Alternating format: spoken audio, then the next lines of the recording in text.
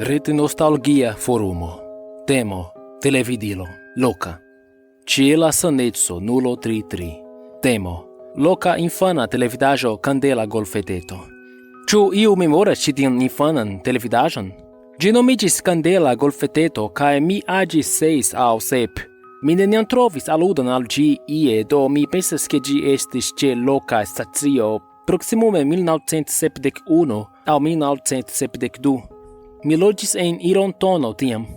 Mi ne memoras kiu statio, sed mi ja memoras che gi estis ie stranga horo. Kie la dexesa?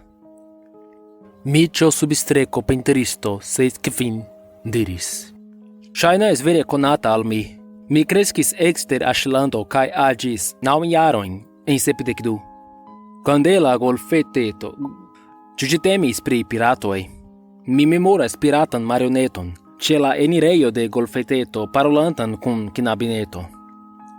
Ĉiela saneco nulo tri diras. Jes! Bone, mi ne estas freneza. Mi memoras piraton Persion. Mi ĉiam iom timis lin. Li aspektis kvazaŭ li estis farita el partoj de aliaj popoj, vere malatbudĝete. Lia kapo estis malnova porcelana beba pupo. Aspektis kiel antikvaĵo kiu ne apartenis al la korpo.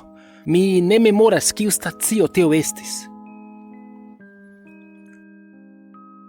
Ĝareno substreko diras.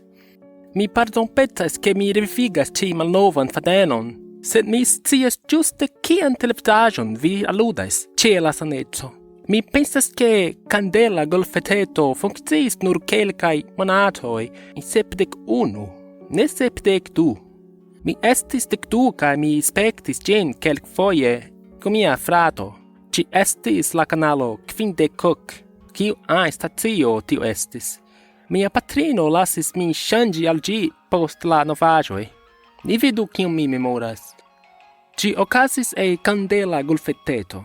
Kaj estis pri knabneto kiu imagis sin amiko de piratoj. La pirata ŝipo nomiĝis Mokataĵo, kaj pirato Persio ne estis tre bona pirato, ĉar li timigis tro facile. Kaj estis kaliopa muziko konstante ludanta. Mi ne memoras la nomon de la knabineto, Janico aŭ Jado aŭ io tia. Mi pensas ke estis Janico. Ĉie la saneco nulo tri diras. Dankon, Ĝareno. Memoroj refluis kiam vi menciis la mokataĵon kaj la kanalon 50. Mi memoras ke la pruo de la ŝipo estis ligna ridetanta vizaĝo, kun la makzelo subakvigita. Ĝi ŝajnis ke ĝi glutis la maron kaj havis tiun teruran voĉon kaj ridon de Edwin. Mi precipe memoras kiel konsterna tio estis, kiam ili ŝanĝis de la ligna aŭ plasta a la ŝaŭma marioneta versio de la kapo, kiu parolis. Micio substreko pentristo 6 diris. Haha, ankaŭ mi memoras nun. Ĉu vi memoras tiun parton ĉe la saneco? Vi devas iri enen. Ĉe la saneco nulo tri diris. Micio, mi ektimis legante tion. Jes, mi memoras. Tiu estas tio kiun la ŝipo ĉiam diris al Persio, kiam aperis timiga loko en kiun li devis eniri, kiel kaverno aŭ malluma ĉambro, kie la trezoro estis. Kaj la kamerao puŝiĝis al la vizaĝo de Mokataĵo post ĉiu paŭzo. Vi devas iri enen, kun liaj 2 okuloj deklinitaj kaj tiu ŝaŭma makzelo, kaj la fiŝfadeno kiu malfermis kaj fermis ĝin. Tio nur ŝajnis tiel malmultekosta kaj malbonkvalita. Ĉu vi memoras la maliculon? Li havis vizaĝon, kiu estis nur granda lipharo, sur vere grandaj mallarĝaj dentoj. Kvino substreko cervo diris. Mi honeste pensis ke la maliculo estis pirato Persio. Mi agis proksimume 5 kiam ĉi tiu televidaĵo aperadis. Inkubi sonĝilo. Ĝareno substreko 2005 diris. Tio ne estis la maliculo, la marioneto kun la lipharo. Tio estis la maliculo de la helpanto Horacio Terura. Li havis monoklon ankaŭ, sed ĝi estis sur la lipharo. Mi kutimis pensi che tio signifis che li havis nur unu oculon. Sed jes, la malitulo estis alia marioneto, la haut prenanto. Mi ne povas credi kion ni li lasis nin spekti tien. Che vino substreco cervo diris: Jesuo Cristo, la haut prenanto, kian infanan televidaĵon ni spektis? Mi seriose ne povis rigardi alla ecrano, kiam la haut prenanto aperis.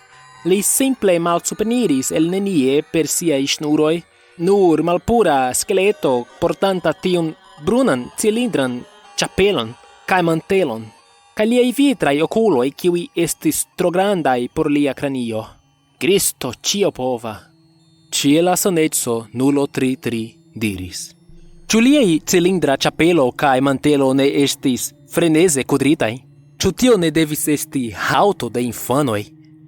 Micio substreco pentristo 6 diris: Jes, mi pensas. Mi memoras che lia buŝo ne malfermigis al fermigis. Lia maxelo nur glitis dien kaj reen. Mi memoras che knabineto diris: Kial via buŝo moviĝas tiel?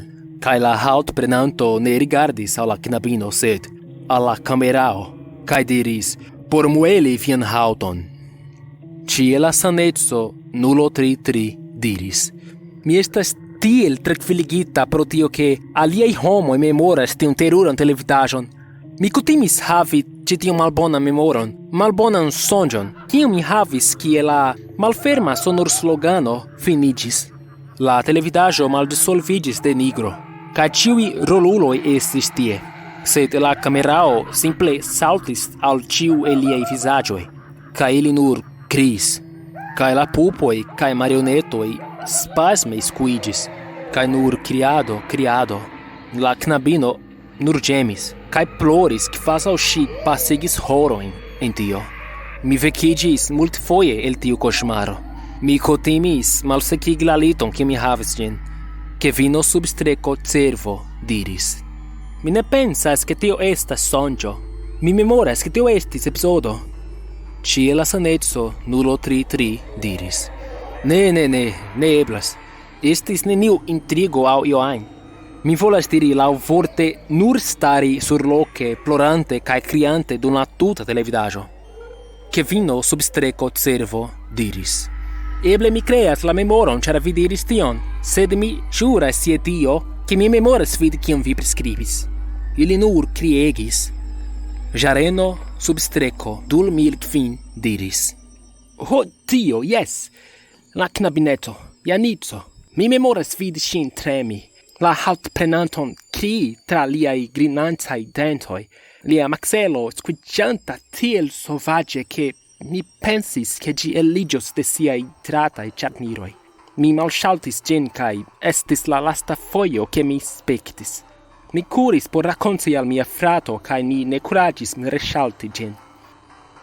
Micio substreco pentristo 6 diris: Mi visitis mian patrinon hodiaŭ ĉe la maljunulejo. Mi demandis ŝin pri kiam mi estis eta en la 70 jaroj, kiam mi aĝis 8 aŭ 9, kaj ĉu ŝi memoras la infanan televidaĵon, kandelan golfeteton. Ŝi diris ke ŝi surpriziĝas ke mi povas memori tion, kaj mi demandis kial. Kaj ŝi diris: ĉar mi pensis ke estis tiel strange. Kiam vi diris: Mi spektos kandela golfeteto nun, panjo, kaj tiam vi agordis la televidilon al statiko, kaj nur spektis nenion dum 30 minutoj. Vi havis grandan imagipovon kun via eta pirata televidaĵo.